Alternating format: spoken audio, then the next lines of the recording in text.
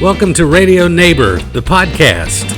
I'm your host, Randall Hyde, and thank you so much for joining us today. This is a brand new podcast focused almost exclusively on the history of Birmingham radio and the good old days. And today's guest is Russell Wells from Birmingham Rewound. Hey, Russell, thanks for being here. Well, hi, Randall. Great to be here. So tell me where you grew up, how you got hooked on the radio bug, and we'll get into how Birmingham Rewound came about in a little bit. Well, how much time do you have? We have all the time in the world. It's a very convoluted story. I was born in Birmingham, and my mom grew up in Walker County. My dad grew up in Madison County, and my parents met in college at Birmingham Southern. I was born, and we spent the first years of my life in Madison, outside of Huntsville. Mm-hmm. And it was there where I became curious about radio. There was this thing in the dashboard of my parents' Ford Galaxy, and had two knobs, an orange pointer, and numbers, and music and voices came out of this thing. And I just started twisting the dial, and it was just fascinating. Everything that you could pick up from Madison, Nashville, there were stations in the Huntsville area, and then, of course, the two stations in Birmingham that I became very familiar with, WSGN and WVOK. And my grandparents lived in Homewood. And so we made frequent visits to see them.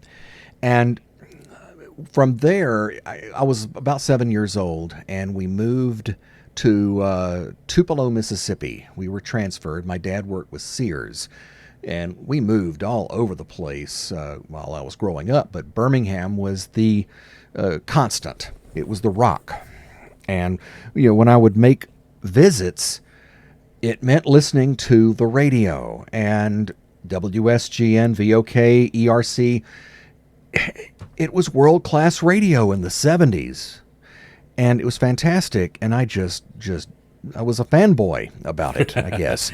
I have kind of the same story. Growing up, I was born in '76, so to me, radio was the early to mid 80s, and then all the way, through the 90s and that sort of thing. But right. Kind of the same thing for me as well. My parents were big radio listeners, and so we would listen to Patty and the Doc on ZZK. Mm-hmm.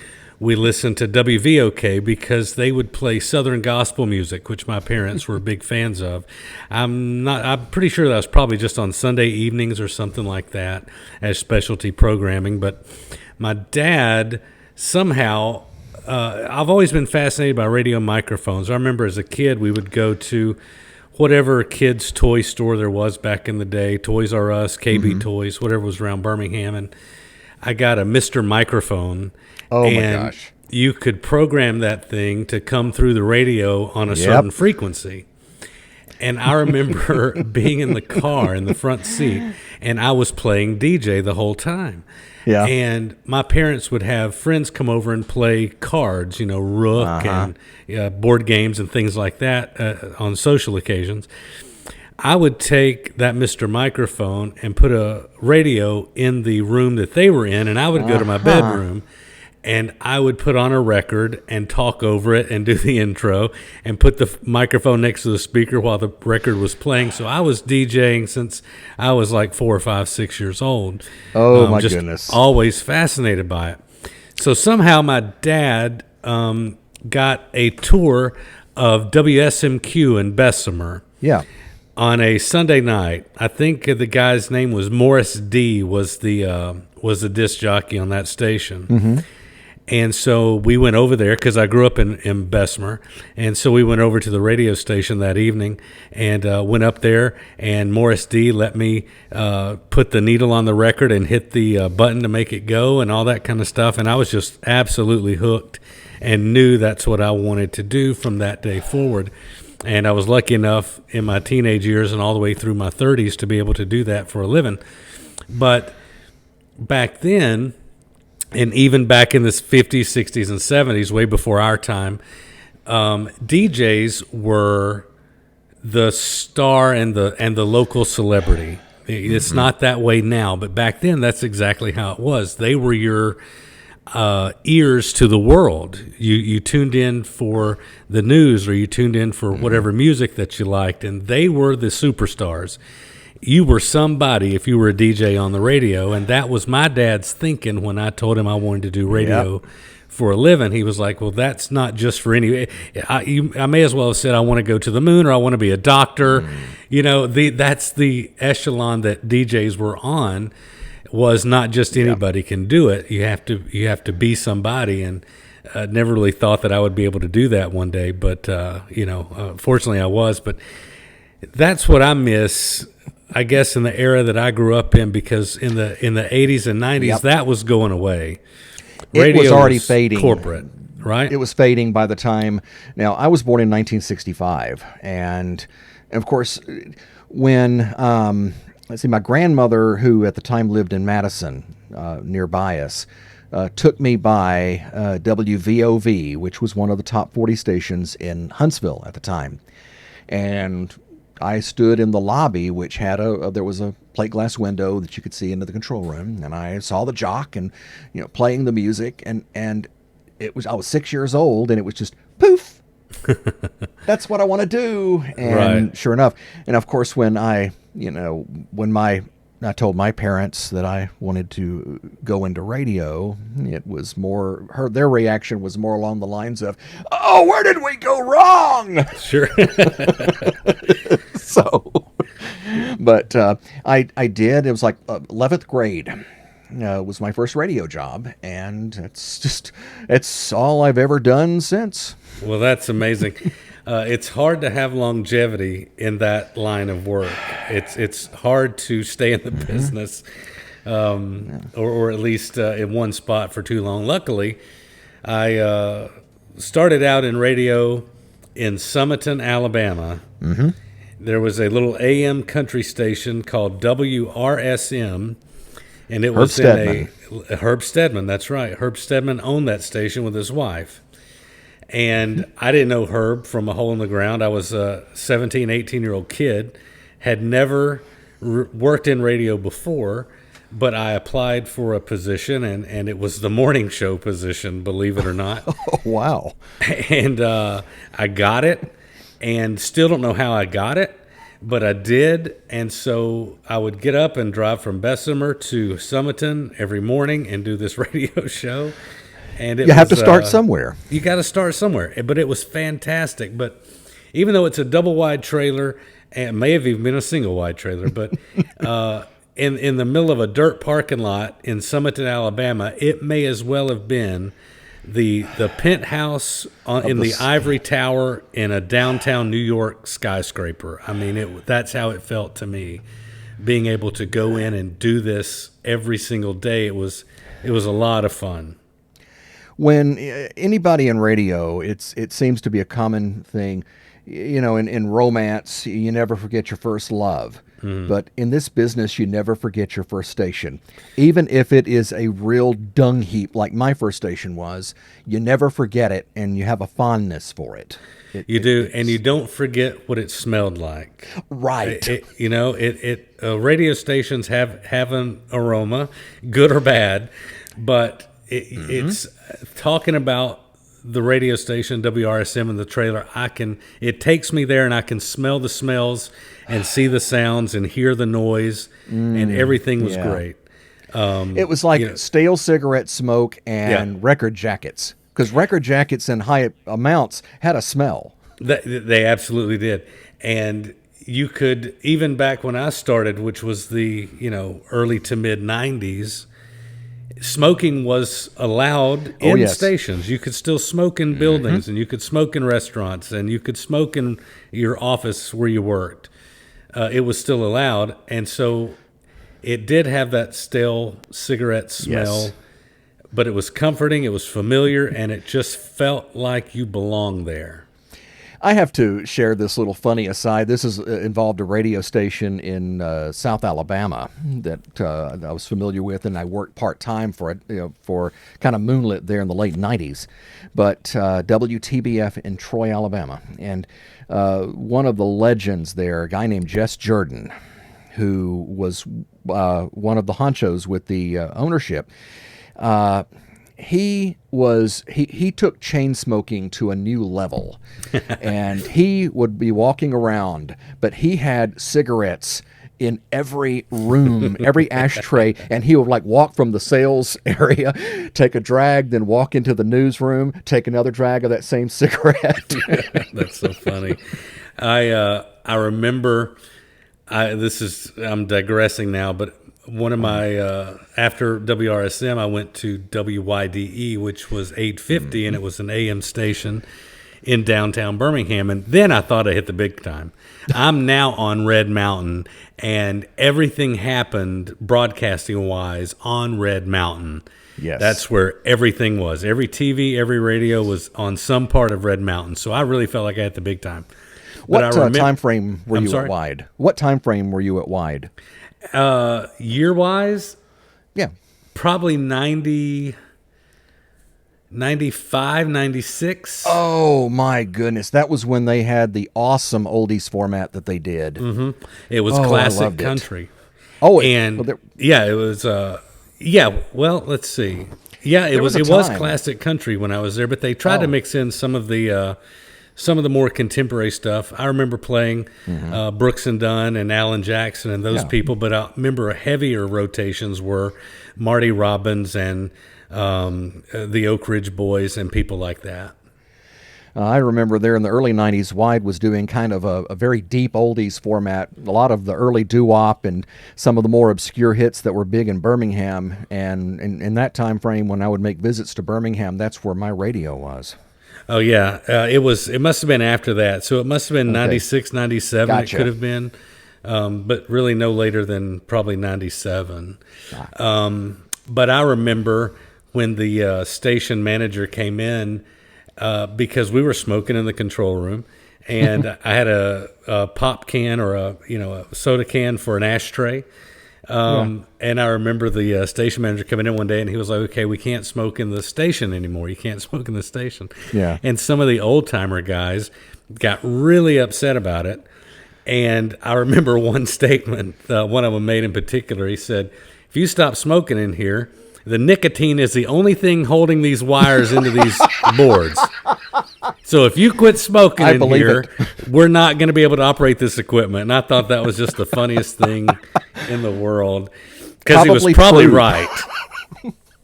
There was probably 50, 60 years of nicotine buildup in those old twist pot volumes that you had to run and we were still running reel to reel and carts, we didn't, very few CDs. But I'm digressing now. Let's get in a little bit to, I want to talk a little bit about how Birmingham Rewound came about for you. There's a Facebook page for that as well. So Birmingham tell us a little bit about how, Russell, you became involved in that. How did you get it started, and why did you decide to dedicate an entire website and an entire Facebook group to Birmingham broadcasting? It started with a dead mall, would you believe? A friend of mine had it was one of these email, here, have this, you might find this interesting, this link. And it was it was deadmalls.com. I'm familiar with it. I go down a wormhole with things like that all the time. Oh gosh, wormhole story of my life. But I looked at it and I thought, okay, I had these malls that were listed by state and city, and I thought, okay. And of course, I went to Alabama, and where's Eastwood Mall? That should be like front and center for Alabama. And so I thought, well, maybe I ought to do something about that. I was living in Savannah, Georgia at this point. This would have been 2003, and then there came a Saturday. This was like in October of 2003, and I think my wife had something going on, and I just had the day to myself. Nothing else was going on. The weather was just awesome for, just great autumn weather. And I thought, okay, I decided this like the day before. I'm just going to get up at 4 a.m. and make a day trip to Birmingham. And it was about 6.5 hour drive. and take a look at Eastwood and walk it and take pictures and post those to deadmalls.com. Okay? But then when I got into Alabama, when I crossed on I-20, I saw the first mileage sign for Birmingham, and something happened. My grandmother had passed away earlier that year, and she was the last. She would be the place where I would stay when I would go to Birmingham, of course. And it hit me like, okay, this is not a destination anymore. I go to Birmingham and there's my grandmother with home-cooked chicken and dumplings. And that wasn't going to happen. And so here I am in Birmingham driving around, and I was entirely north of Red Mountain that whole day. Yeah. It felt weird. And I started kind of grieving in a way. And it was just like after I went to Eastwood and took pictures and such, and I got back in the car and just started driving around just aimlessly. And everything just started it was almost like your life passing before your eyes. Yeah. It was my childhood. All the memories and everything that I remembered just became, I was like desperately grasping for them. I wanted them again. And at that moment, I remembered this website I had, wormhole I had gone down, and it was about this guy that did a nostalgia page for, I think, Fargo, North Dakota. And that came to my mind as I'm driving. And then, why not a website about old Birmingham things? But of course, I didn't have a collection of Birmingham memorabilia. I had maybe a few little odds and ends, and that was it. And there my mind okay, well, this is not going to happen. Oh, well, never hurts to daydream, right?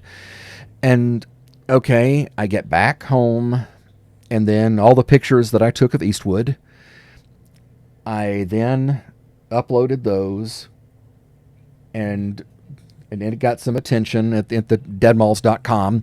And I went ahead and on my own, back then when you had internet service and you had like web space you were given, you could do your own personal web page in those days. I set up a little page for Eastwood Mall. And I thought, well, okay, this is going to be people that will find it interesting, retail geeks, people that like pictures of emptiness. And I thought, okay, I did it, and let's just see what happens. Well, two things happened that I did not count on. Number one, it did get the attention of people, mainly the people that grew up in the 60s and 70s in Birmingham that remembered Eastwood Mall. And I remembered Eastwood in the 70s, kind of later 70s. It wasn't as... its glory days had passed by then. You already had Brookwood open, you had Century Plaza, and then of course in the 80s came Galleria, and then, but the true glory days of Eastwood Mall were the 60s. And people complete strangers were pouring out their hearts to me about what they missed and how great this mall was, and they were, it was terrible to see it become what it was. Okay, that was the first thing that happened. Second thing that happened was I got an email from a gentleman by the name of Tim Hollis. Now, there is the first and last word in Birmingham history. And Tim Hollis started sending me vintage pictures, like oh gosh, I'm drawing a blank. Alvin Holm. Oh gosh. Anyway, it's been a long day, but Tim sent me pictures from his archive. He took a lot of pictures of vintage Birmingham. And so the Eastwood Mall website it went from pictures of the mall in 2003 that I had taken to a retrospective, vintage pictures, an Eastwood Mall retrospective history page. Now, from there, it became, and I think of it as... You remember the old Reese's peanut butter commercials, right. Peanut butter candy bar commercials, where they hit, your chocolate's in my peanut butter, your peanut butter's in my chocolate. Well, that's kind of what it became with Tim. I had experience with basic rudimentary web design, but I did not have a whole hell of a lot as far as Birminghamiana. Tim, well, he's got a 2-story warehouse museum in the back of his house, and he didn't have the web experience. Boom. Match made in heaven. Perfect storm. And it was. And then let's make this. And Tim wanted the same thing. He wanted a Birmingham retro website too. And so, okay, let's make this happen. And so he started sending me gobs and gobs of CDRs and DVDRs with a lot of goodies on there. Now, how did the name Birmingham Rewound come up? Well, that's where I was stewing on what to name this thing. That was the worst part of this.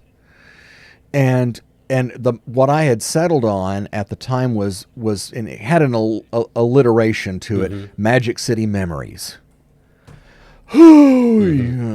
Boring, but then something I was listening to at that point, at that moment, as I'm putting together and I'm already working up, I had like the web program up and was starting to build this thing. I was listening to an old, and I love old radio in general, all over the country. And one of the major top 40 stations in the 60s, possibly the most important one, was WABC in New York. And I was listening to this day-long thing. By the 2000s, they were talk radio like a lot of AMs were.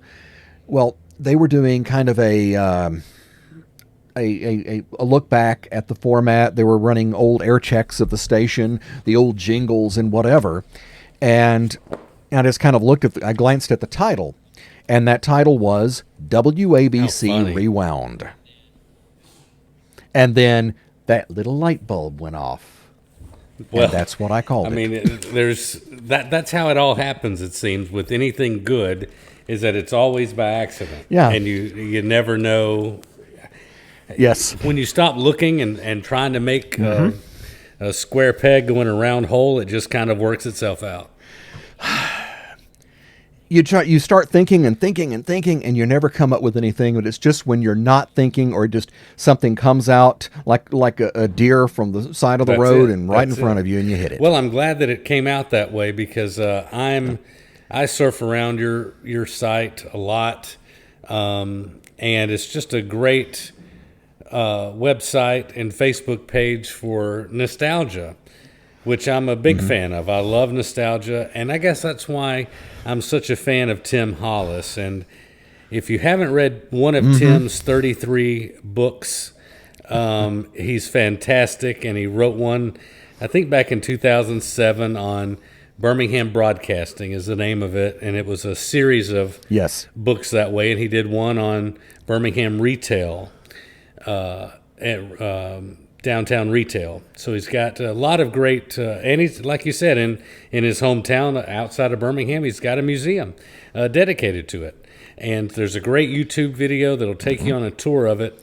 If you go there and type in Tim Hollis or whatnot, it'll probably pop up for you. But anyway, Tim's great. I'm glad you brought him up, because he's the reason I got in touch with you, because I called Tim wanting to get some material to work with on this project, on this podcast. It was actually going to be a documentary, but now I'm thinking maybe more of a podcast type thing. So he said, you need to talk to Russell Wells, and put me in touch with you, and I'm so glad that he did.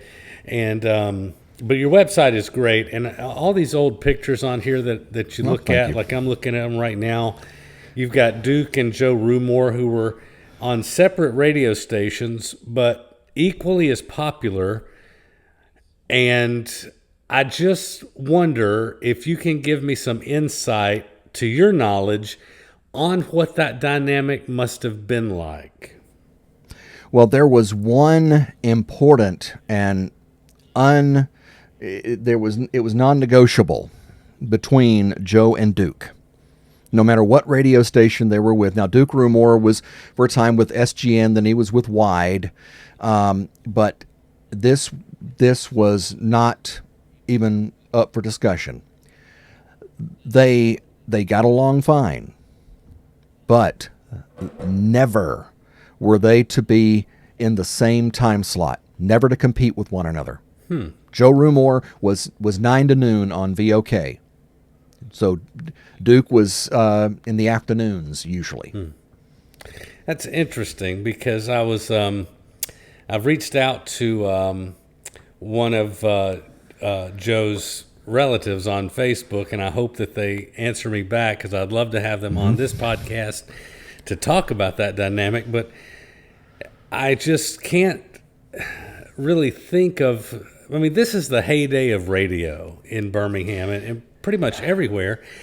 But to have equally as popular and celebrated disc jockeys as Joe and Duke Rumor, brothers, on competing radio stations at the exact same time, it's just, to me, it would never have happened. Yeah, it wouldn't happen today. To me, that's just so fascinating that that dynamic was in place and that they did that. And of course, I don't think either one of us really old enough to remember anything about that, for sure. But I just feel like I was born in the wrong time. I hear you. For what I enjoy, which is old time radio stuff and old time broadcasting things. I am old enough to remember the last years of Joe Rumor on WVOK in its pop music incarnation. They would go country in like 76, and Rumor had he I could not really place a finger on it when I was little. He had a different sound versus even the other WVOK jocks, which, you had Johnny Davis and Don Keith and, of course, Dan Brennan. But then here's Joe Rumor, and the station had a completely different sound at that point. And it wasn't until years later I learned that Rumor did his show from his home basement studio. Yeah.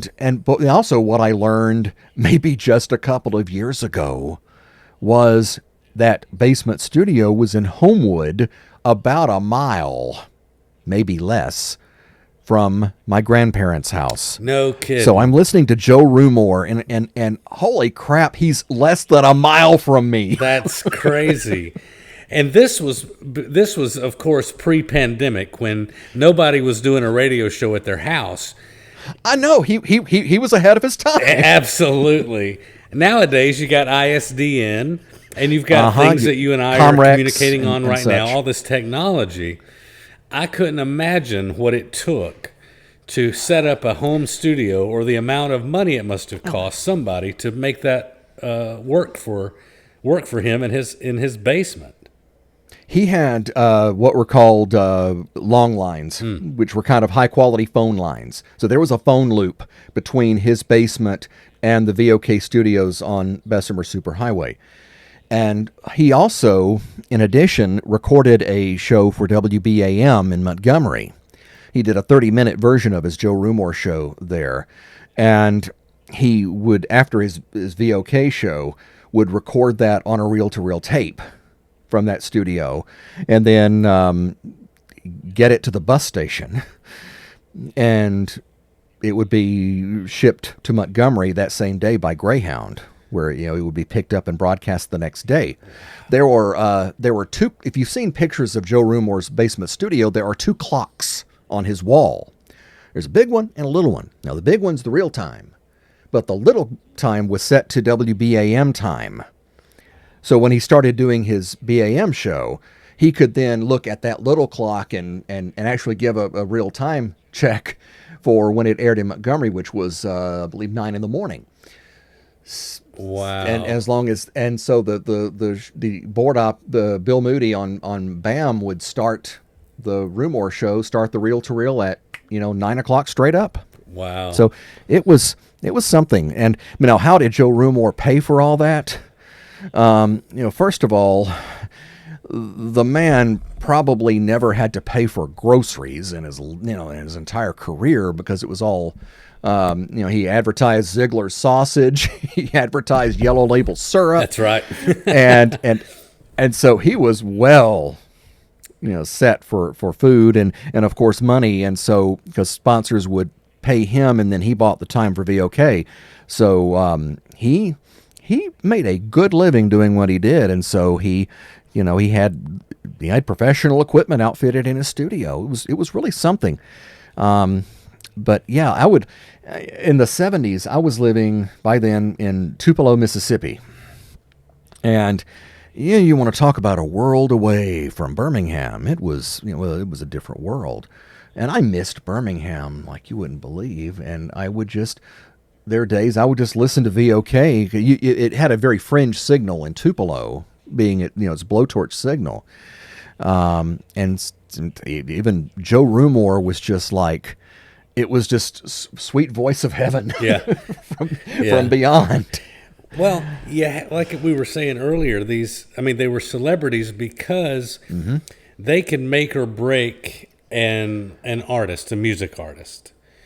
Yes. Because they had the power. And you had these blowtorch radio station, 50,000 watt clear channel places that, you could pick up WGN or a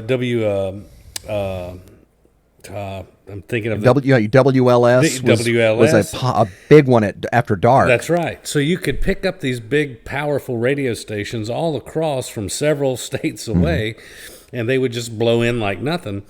And the artist would have to go around and take their demo to the DJ and try to sweet talk them into getting some airplay, and that's how it worked. Loretta Lynn did it, Elvis did it, all these guys and gals did it. That's how they got their radio.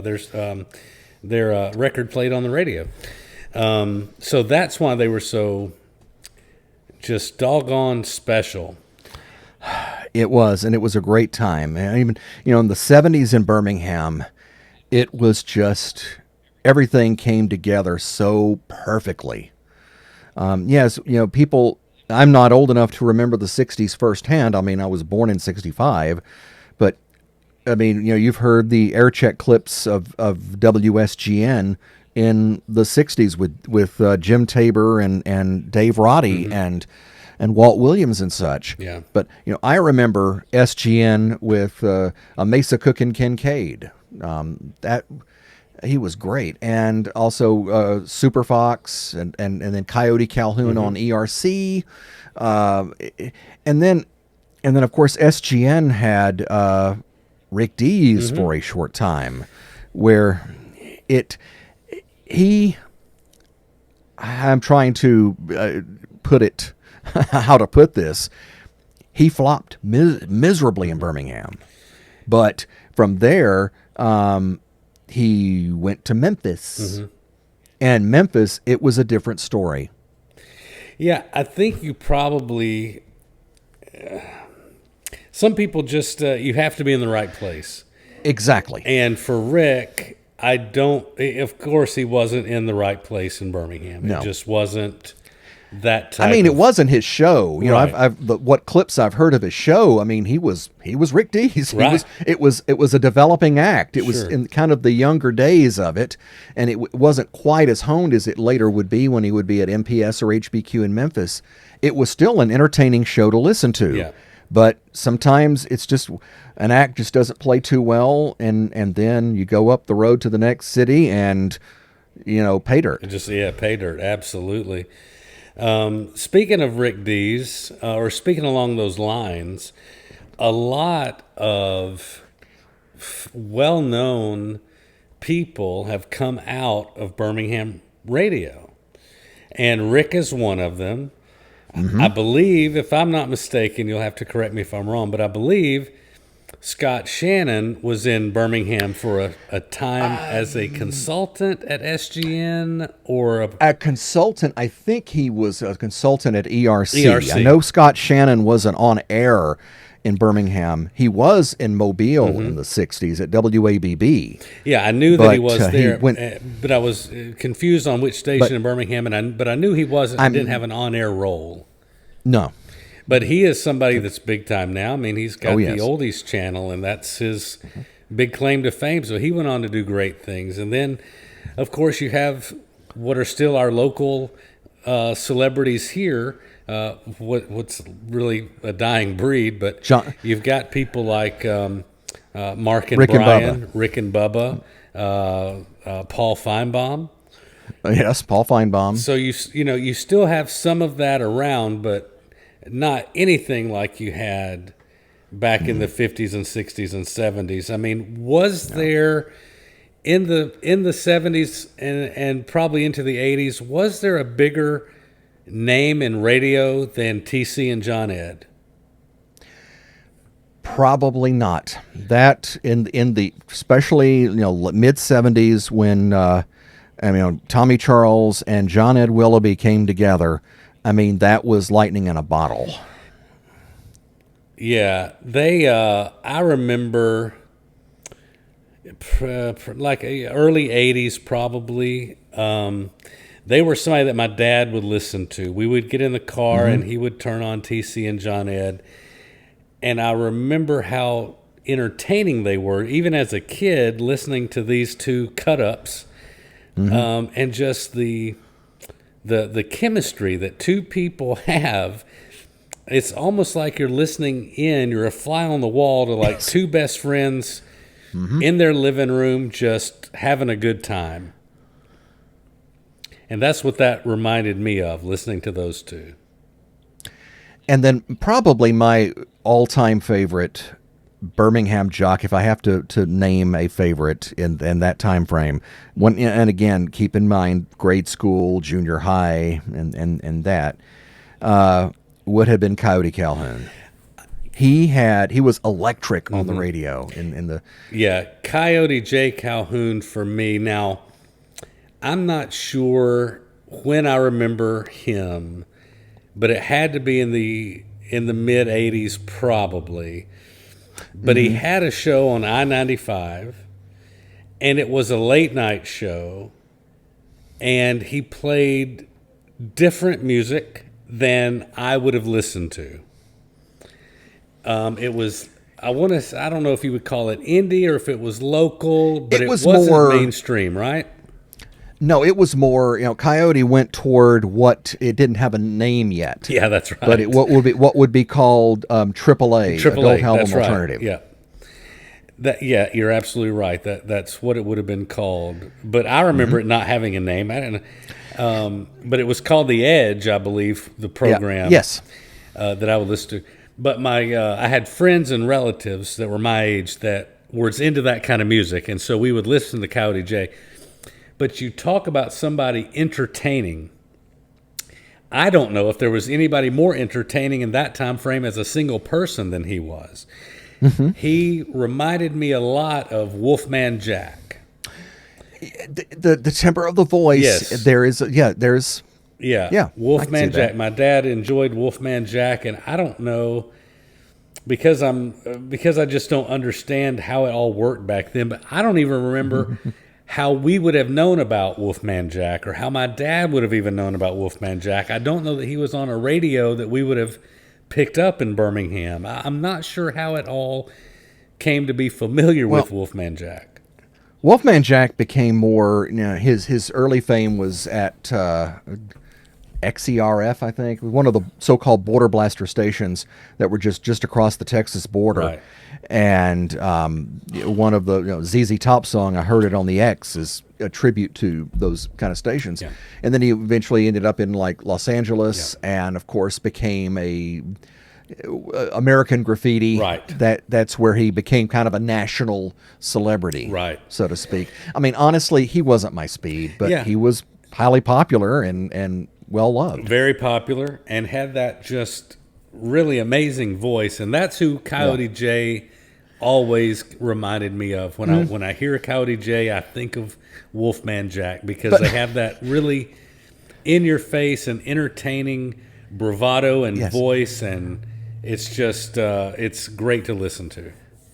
But the key difference, I think, is that between the two, Coyote was he was Birmingham, and knew and he played his act to the market, and he did some things that were just kind of pushing the envelope in a way, but he had some.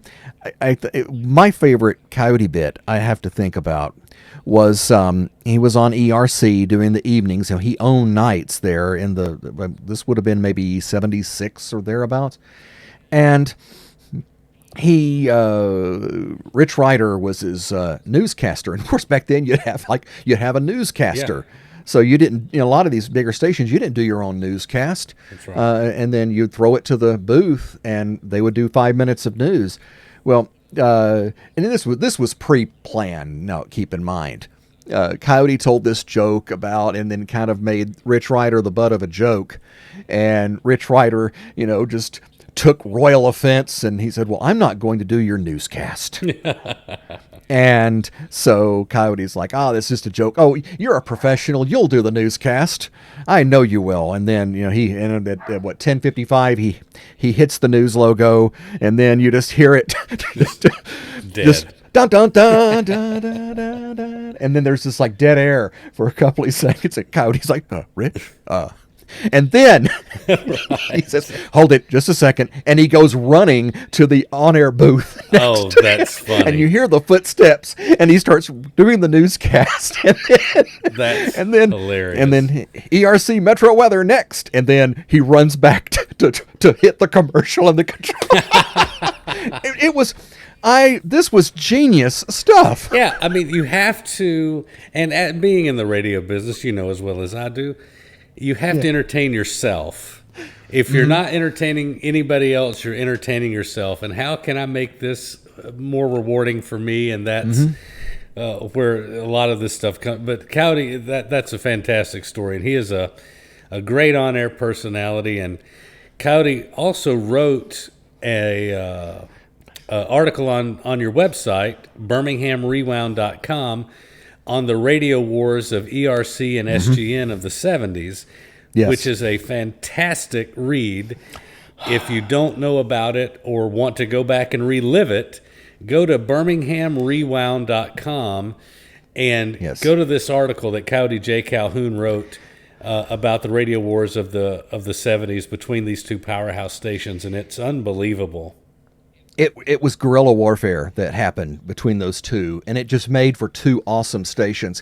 Because here's the thing, as much as we revere WSGN as the holy grail of Birmingham top 40 in the day, by 70 or thereabouts, they were sounding kind of complacent.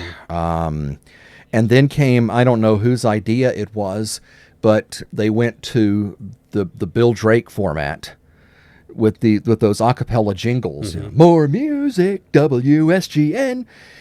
And the jocks sounded kind of stilted, like they were reading liner cards instead of being personalities. Right. And it just sounded stiff, and I don't really care to listen as much to like 1971 era SGN aircheck clips. But then by 72, they were coming out of that, and there was personality again. When you had Mesa Kincaid came on board, and SGN had personality again. But SGN was the only game in town. Yes, there was WVOK, as great as it sounded, but Birmingham, those two were apples and oranges. They played the hits, both of them. But VOK, it was like a donut. VOK dominated outside of Birmingham, but SGN owned the Metro. It had the big sound and the urbane jocks, and they were. I mean, you compare the studio locations. VOK was on the Bessemer Superhighway, accessible. You come in, you say hi, and they'll say your name on the air. Right. And SGN was penthouse of the City Federal Building on top of the city. It was that illustrated the difference between the two. But SGN really needed some apples to apples competition. Mm-hmm. And oh boy, did they get it. Yeah. Because you had sleepy old WBRC radio when Taft Broadcasting decided to spin off radio. They didn't want to worry with radio, so they sold it and just concentrate only on television. And, of course, at that point, you had to have different call letters because you now had different owners at the time. But the people that bought 960 decided to keep the continuity of the heritage of 960. And so the call letters WERC were available. And so WBRC became WERC. Now, I'm 7 years old at this point, in 72 when this happened. And I can just, and as I look back and just from a historical perspective, I can just imagine how people at SGN were feeling at this point. When WERC was bought, the company was Mooney Broadcasting, Mooney. They owned a station in Pensacola. They owned a station in Nashville. They owned a station in Knoxville. All three of which were top 40 giants that owned their respective markets. Wow. You know where I'm going with this? Yeah. And so SGN is just quivering. Oh, crap. Right. But here's the funny part. The deal was closed on 960 in like late 72. But WERC kept kind of a stodgy adult format for a little while. The 960's early history is kind of, WBRC was kind of middle of the road, not a whole lot of personality, and basically the music it played was just filler between U of A Sports, which they at that time flagshipped. And now it was just adult music. And here I can imagine SGN just going, okay, they're going to switch to high energy top 40 any day now. They're just like circling. Right. They're gaming SGN. Still playing middle of the road. And then August of 73, out of the box, boom, most music ERC. And you had Christopher Fox, you had Jan Jeffries, who's now a big consulting name, and such. And there you go. And then all of a sudden SGN now has to earn, and this is important too, full-time competition. VOK signed off at sunset. Even with the apples to oranges factor, after dark, SGN was the only top 40 game in town. Not anymore. ERC was going right at them, and in a way, in a sense, the night signal of WERC was a bit better than SGN. Had a higher wattage and less of a directional situation. Yeah, right. And out of this war comes, you mentioned Jan Jeffries, who, of course, if you're in the radio business at all, you know that name, huge consultant. But you had Doug Layton and Jim Dearman on the radio, who were just blowing through anything. But then somebody had a great idea, probably Jan Jeffries, to team up TC and John Ed together. Yes. That we spoke about earlier, and started blowing Doug Layton's show completely out of the water. Yeah, that one hurt. So it left a mark. So fascinating to me to have. You think of rich broadcasting, of course. You think of, New York and Chicago and these big major markets, and their Howard Sterns and their Don Imuses and things like that. But you really had something very special and something very unique with Birmingham radio back then. Absolutely. And you could have rivaled almost any other radio station in the country with it. You could have put WSGN and WERC up against stations in larger markets, and you could have made them sweat. It was good radio. And this is, when AM radio was king. And of course, we all know FM was right around the corner. Right.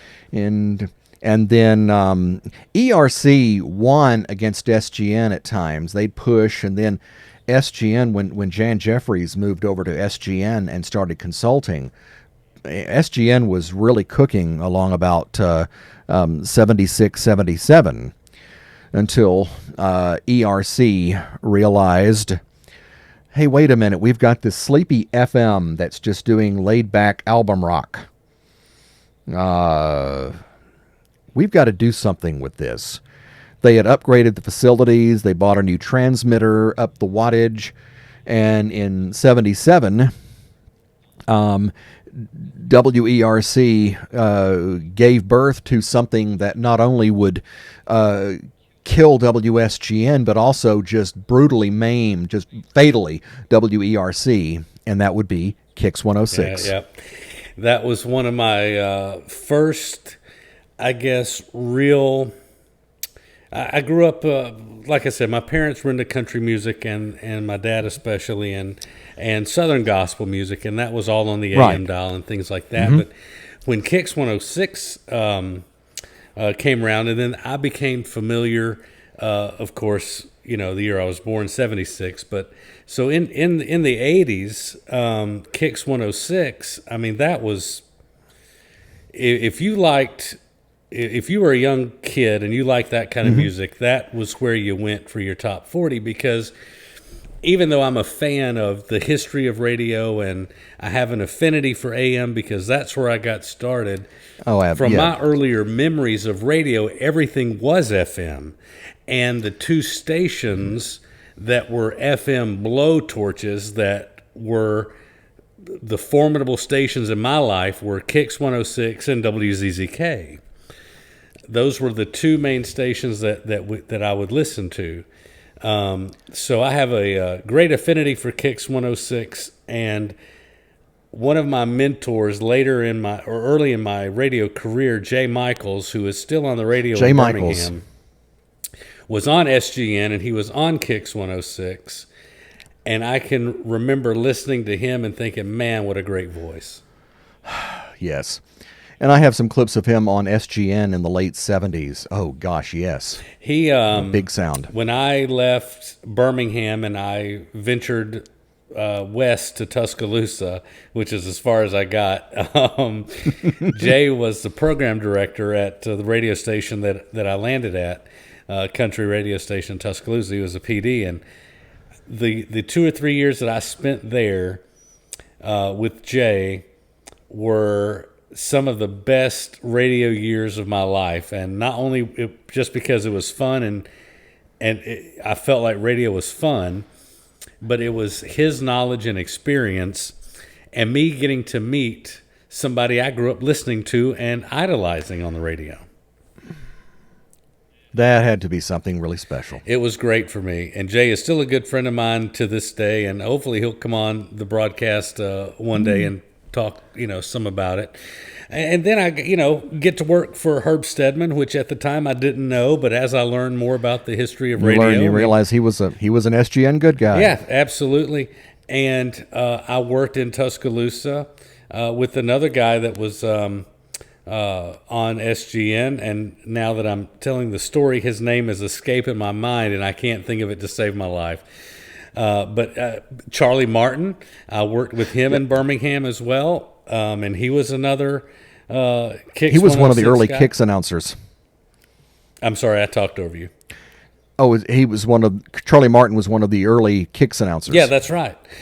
And so, being in this business, I don't think for somebody that enjoys radio, to hang out with so many good people. There was a guy who had to be somebody back in the day, and I'm going to say his name, and maybe you can help me out. His name was Ken Michaels. Ken Michaels. I knew the name. Ken was at WYDE AM Classic Country when I first my first, like, what I felt was my big time radio job. But he was there, and I know that he had to be somebody in the 60s and 70s, because with a voice and bravado like his, there's just no way that he couldn't have been. But a lot of great memories that I have as a kid, and then growing up and being fortunate enough to do this for. I couldn't believe they paid me to do it, and you probably feel the same way. It's like I do. I love this business even when I don't. Yeah, absolutely. It's like I don't understand why they're paying me. I would do this for free, but I'm glad they're paying me. But don't tell them that. Don't tell them. Hey, I'm out of the business now, so I guess I can say that free and clear. But I would have done it for free, and that's the absolute truth. And it was just being in radio. I haven't found a job or a career yet that's as satisfying or fulfilling to me than that was. Well, I let me kind of steer this to when you were talking about the FM stations and what you were listening to in the 80s. And this kind of will illustrate kind of the roughly 10 years difference between our ages, where, by the 80s it was FM, and a totally new dynamic had taken place. And I admit, by the 80s, I had kind of lost a bit of interest in it. But when FM came up, and it started, of course, with K99, WVOK FM, which was really the first pure 100% AOR album rock station in Birmingham, and then Kix 106 right afterward. And Kix being high energy top 40, that was the one that was a really a big threat. Now, in the middle of all this, here's a sleeper cell that was called WAPI FM. Yeah. Now, in the 70s, WAPI FM was automated. The FM, the API AM was long, middle of the road, like WBRC was pre-ERC, except API had personalities. It was not a boring station.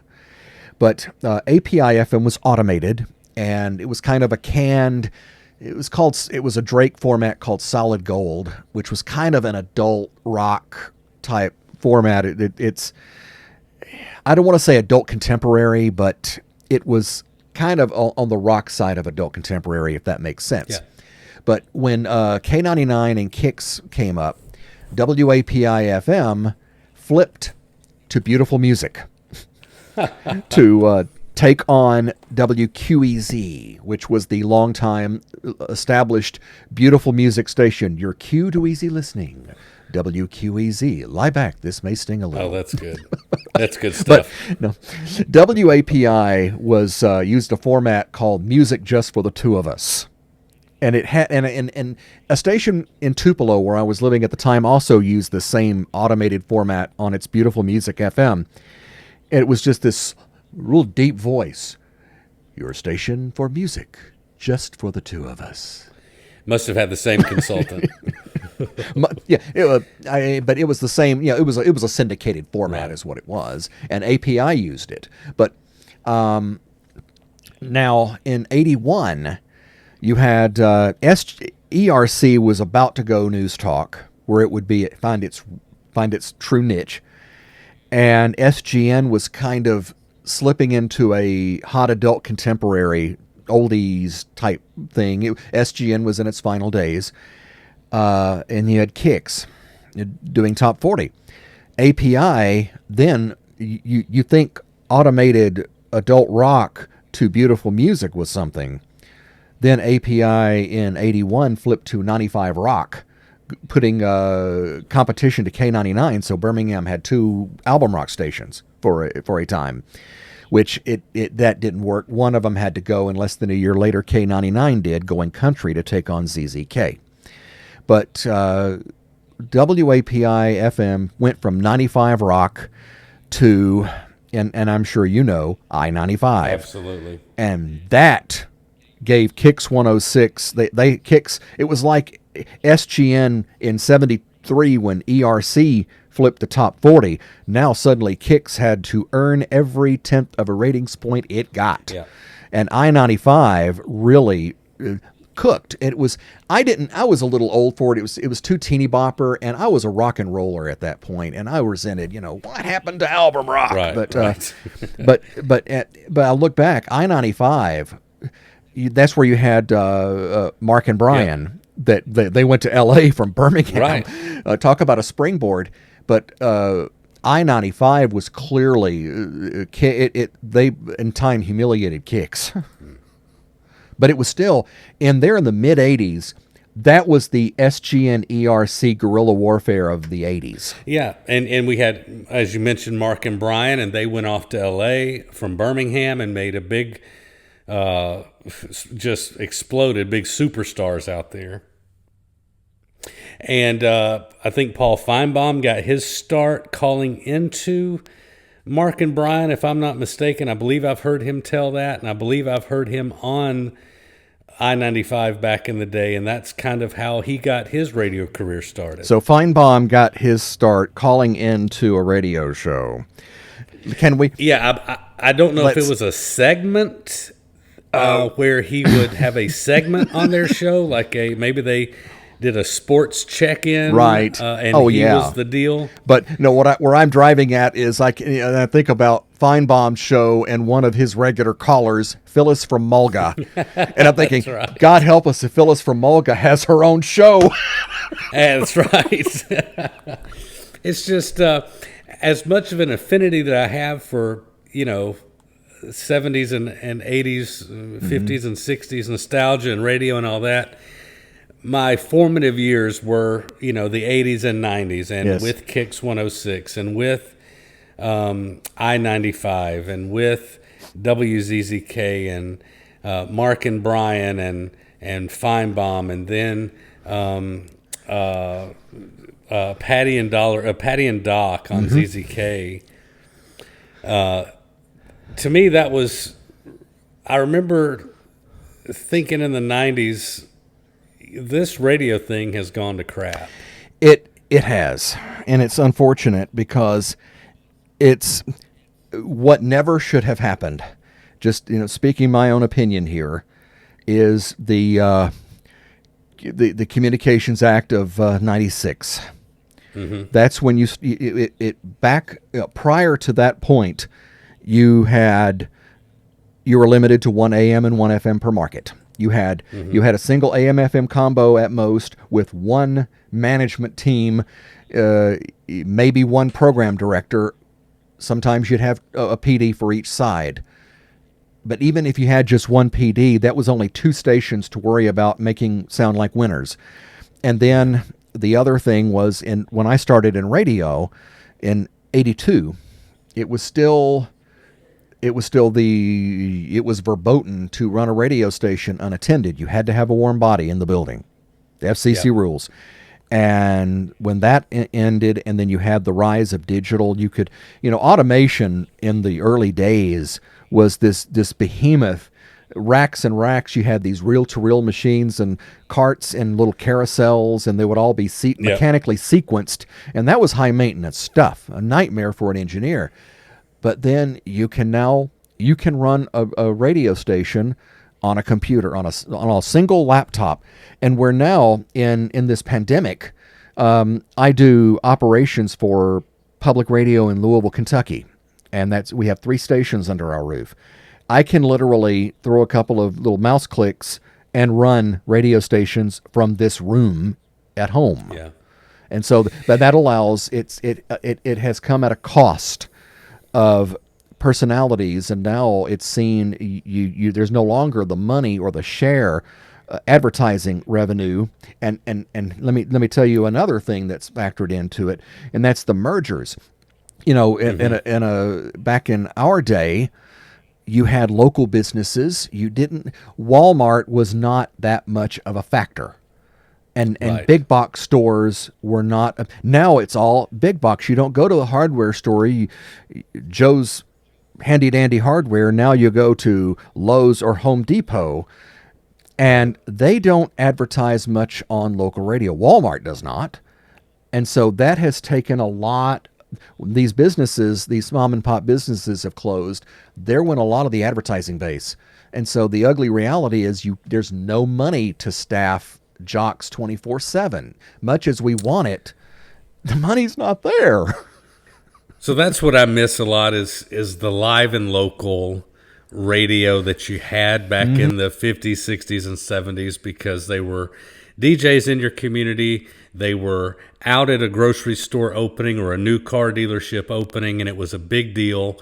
And you had to go and see them because they were as much a celebrity as Elizabeth Taylor, anybody you would see in the movies. They were your celebrities that you could actually reach out and touch, and they were right there in your hometown. And they were friends a phone call away, and they looked at them, even some like troubled teens and whatever, they looked at them as a friend. So it wasn't just coming through a speaker on a little radio. You'd call that request line, and they were there, and they were human, and they talked to you. And absolutely. And that was what really made that's what made the brand for each station. When you had WSGN, WVOK, and WERC, all three stations played the hits. Yep. You could hear the latest Carole King record on all three stations, but it was your preference. Do you like Carole? Do you like your Carole King being served by a Mesa Kincaid, or your Carole King being served up by Coyote J. Calhoun, or by Joe Rumore neighbors? That's right. They always made you feel at home and welcome, and they were a friend in the speaker. You know, they were just right there.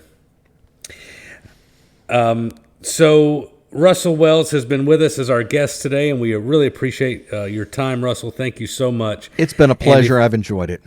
If you haven't been to BirminghamRewound.com, you should definitely go check that out. If you haven't found Birmingham Rewound on Facebook, you should go and definitely check that out. A wealth of nostalgia awaits you at both of those locations, and I think that you'll be very happy that you did. And let me throw in one more website, because we were talking about Joe Rumore, and that is joerumore.net. And that's joerumore.net. That's my friend Danny Cole does that. He's also a fan of Birmingham radio as well, and he does great with that, and it has a lot of Joe Rumore memorabilia and air check clips and such. One quick little side note, and then we're gonna wrap this up. I was on eBay a few nights ago, and I don't shop eBay very often. I'm an Amazon guy, but I was on eBay a few nights ago, and just searching for crazy stuff, and I'm of course a big fan of Birmingham radio, so I just typed in Birmingham radio on there to see what would pop up. A Joe Rumore unused logoed Zippo lighter was on there. Oh my goodness! From the 50s or 60s. But this thing had never been struck. It was brand new in the box. Wow. And so I bid on it like $75 or something like that. It was immediately outbid, and it still had a couple of days to go. So I watched it periodically. The thing sold for almost $200. Aye. That is a lot for a vintage Zippo lighter, but somebody wanted that Joe Rumore lighter worse than I did, or at least they had more money to spend on it than and look I at did. it this way, Zippo will still fix it free. Absolutely. So I'm really upset that I didn't get that Joe Rumore Zippo lighter, but I thought that was pretty neat to see something like that on eBay for sale in that condition, plus that somebody was willing to pay that much for it. So I know that there are fans of nostalgia and Birmingham radio out there. And Joe Rumore.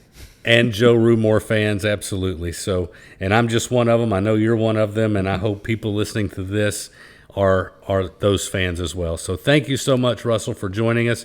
Thank you, Randall.